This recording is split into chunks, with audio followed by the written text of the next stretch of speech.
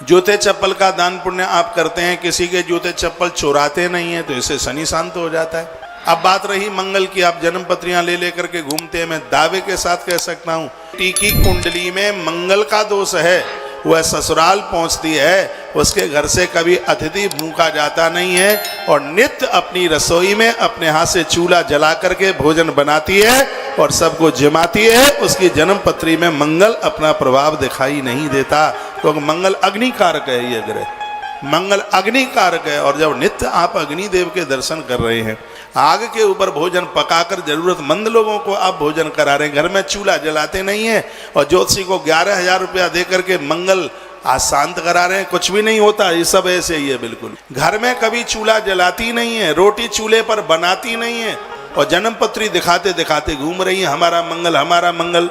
मंगल सिर पर नाचेगा, कुछ भी होने वाला नहीं है। यदि आपको अपना मंगल शांत करना है तो अपनी रसोई में चूल्हा जलाइए, प्रसाद बनाइए, जरूरतमंद लोगों को जिमाइए, सास ससुर को जिमाइए, सबका घर में ख्याल रखिए। आपके कभी अपोजिट मंगल नहीं होगा, मंगल सकारात्मक होगा, मंगल आपके पक्ष में होगा।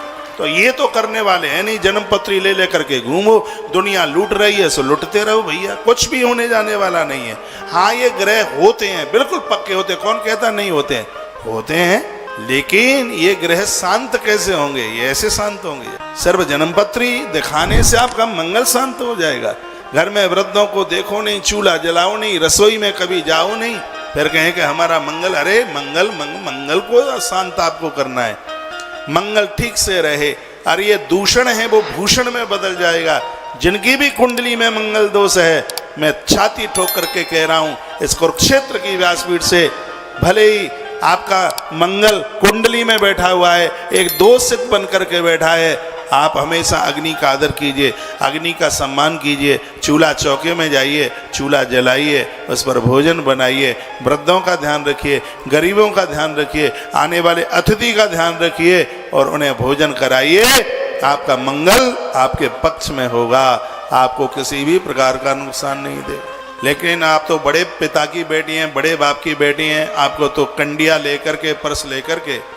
बोलिए बांके बिहारी लाल की, श्री हनुमंत बलवंत महाराज की जय जय श्री राधे। जिन बेटियों की कुंडली में मंगलिक दोष है, सुन ले, कुरुक्षेत्र की धरती से निवेदन कर रहा हूं मैं।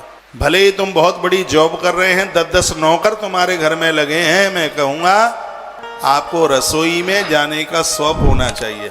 अपने हाथ से चूल्हा जलाइए, हाथ जोड़कर अग्निदेव को प्रणाम कीजिए, भोजन प्रसाद पकाइए, कुछ भोजन प्रसाद बनाकर घर के बाहर लेके जाइए। फुटपाथों पर गरीब लोग जो बैठे हुए हैं, जिनके पास खाने को कुछ भी नहीं है, अपनी रसोई से अपने हाथों से बना के लेके जाइए, उन जरूरतमंद लोगों को भोजन कराइए। मंगलिक दोष को शांत करने का सबसे बड़ा बेहतरीन उपाय है।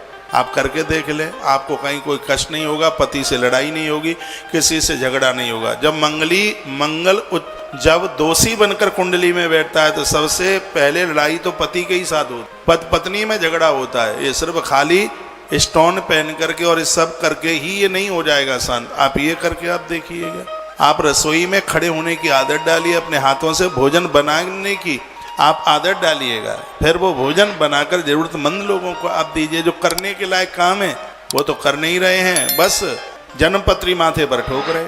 और ये सब बताने का आपसे 1 रुपया भी नहीं लेता, फिर भी आप सुनते नहीं है, मानते नहीं है। ये कीजिए।